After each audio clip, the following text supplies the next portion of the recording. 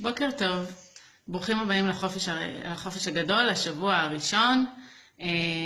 רוב הילדים בקייטנות עדיין, אבל עדיין הלו"ז מתקצר קצת. הם גם מרגישים הרבה יותר חופשיים כבר, פחות גבולות. אנחנו גם קצת נכונים למערכה ככה. אז אני רוצה להיות פה כל יום ראשון, לתת לכם גם טיפ עם ערך,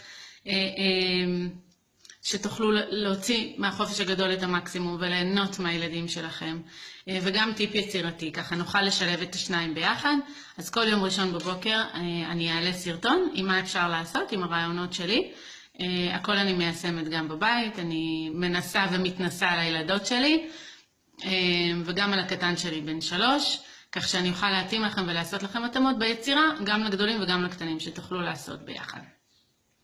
אז לשבוע הראשון אני קודם כל רוצה לתת לכם טיפ חשוב. שבו עם הילדים ביחד ותסכימו איזה גבולות הולכים להשתנות ואיזה גבולות נשארים כפי שהיו גם לפני החופש. למשל, זמן מסכים, אם מקובל עליכם, אם לפני זה זמן המסכים היה X, עכשיו בחופש הילדים יותר זמן בבית, יותר מרוחים, כל הזמנים קצת נמשכים, אפשר להסכים מראש שעכשיו אנחנו מוסיפים X זמן לזמן המסכים הרגיל שמותר בבית.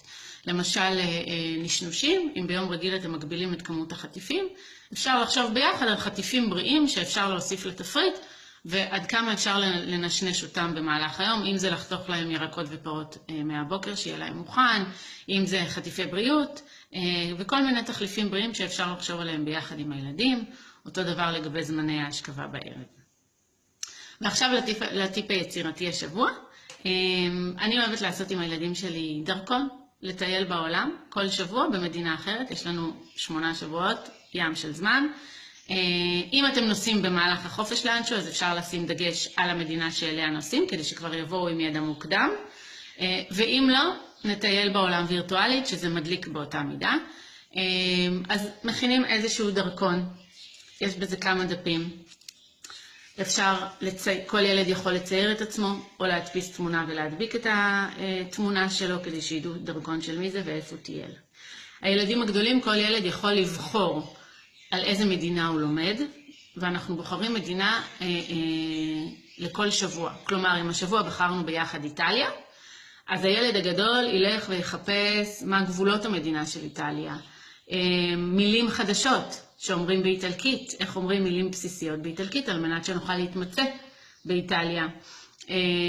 אפשר לכתוב ביחד וללמוד ביחד מה המאכל המקומי באיטליה, מה המאכלים המקומיים, באיטליה זה הכי כיף בעיניי, מבחינת מזון.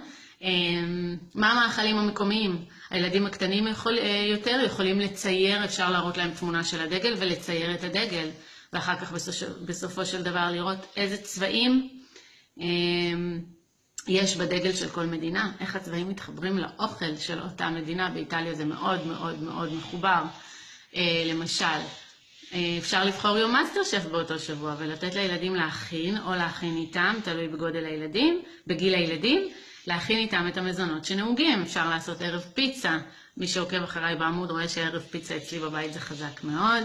אפשר להכין פסטות ביחד, אפשר לצאת לגלידה ולהגדיר שזה ככה פעילות סביב איטליה. אפשר להרחיב המון על הדבר הזה, וכל יום ללמוד עוד משהו קטן על אותה מדינה. הילדים יכולים ללמוד במהלך היום ולשתף את ההורים בסוף היום, בערב, שכולם מתכנסים אחרי העבודה, או באמת לעשות ביחד. אז זה הטיפ שלי להשבוע. פרגנו להם, תהנו מהזמן הזה שפתאום יש להם, שגם הם מרגישים קצת חופשיים יותר, בלי עול הלימודים על הכתפיים. חופש זה כיף.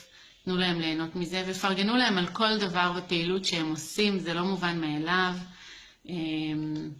וככל שתפרגנו יותר על דברים שהם עושים ועל איך הם עוזרים, הם יעשו יותר באופן טבעי ולבד. אז שיהיה שבוע מעולה, ניפגש שוב ביום ראשון הבא בבוקר עם עוד יצירה ועוד רעיון. ביי!